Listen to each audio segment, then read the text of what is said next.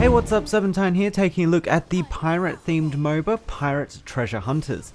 Currently being developed by Virtual Toys, a primarily PlayStation Portable and PlayStation Vita developer.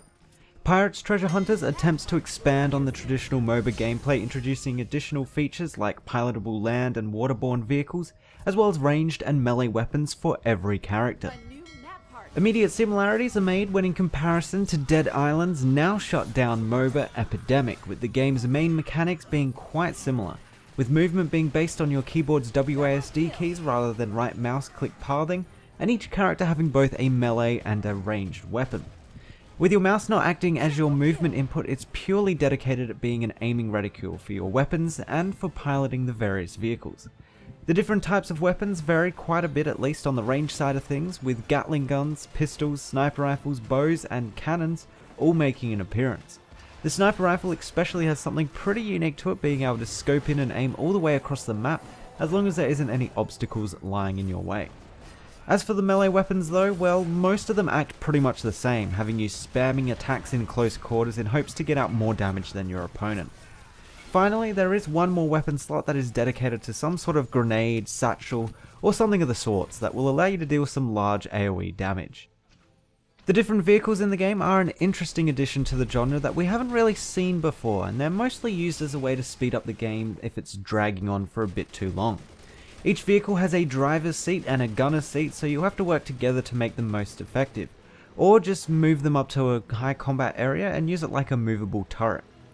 They also work great as cover from enemy fire, tanking the shots while you and your teammates work to destroy the enemy's pillars. The main waterborne vehicles though are more about just getting from point A to point B as fast as you can. However, they can still be used as mobile turrets, just not as effectively as their ground counterparts.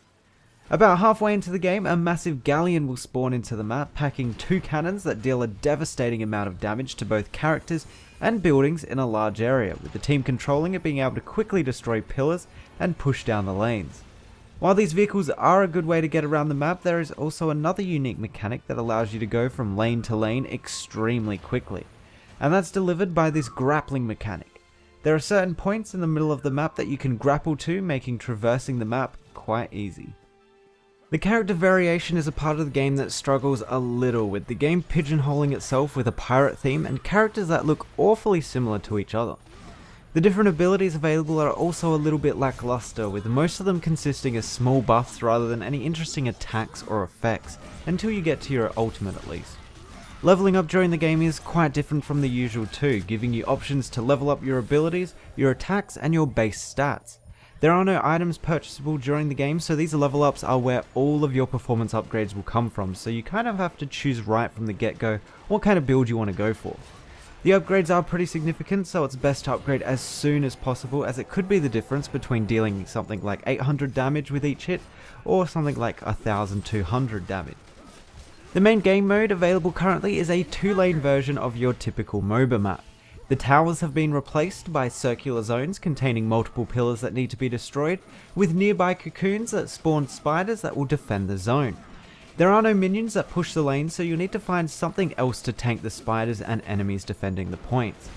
The other game mode, which was only available as players versus bots, probably for matchmaking reasons, was an item capture and hold mode where you have to collect all 6 treasure map pieces before your team will be victorious.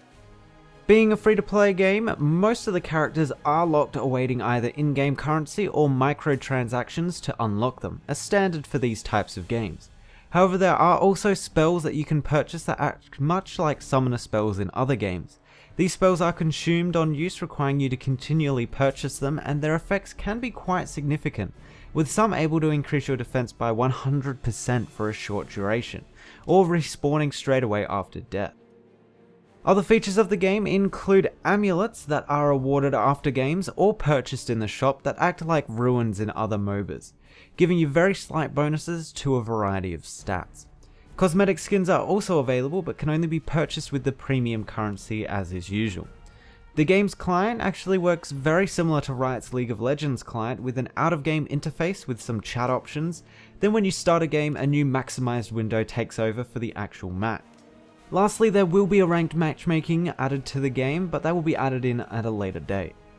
Altogether, Pirates Treasure Hunters is an interesting play on the MOBA genre, but ultimately is probably something I won't really be going back to play, as there just is so many other games out there in the genre that do it better. The game lacks character from where most of it should be coming from, its characters. They're extremely generic, and their buff-based abilities really makes the game feel more like a twin-stick shooter than anything else. If there were some more interesting abilities, the game might recapture my interest, but there isn't much you can do when a MOBA is centered solely around pirates. If you're interested in a more action-based MOBA with twin-stick shooter-like mechanics, then this game might be of interest to you. Anyway, that's been my player preview of Pirates Treasure Hunters. The game is currently in early access development, with the game being quoted as close to finished, so it should fully release in the next couple of months or so. If you want to find out more about the game, check out the links below. Thanks for watching, and I'll see you guys next time.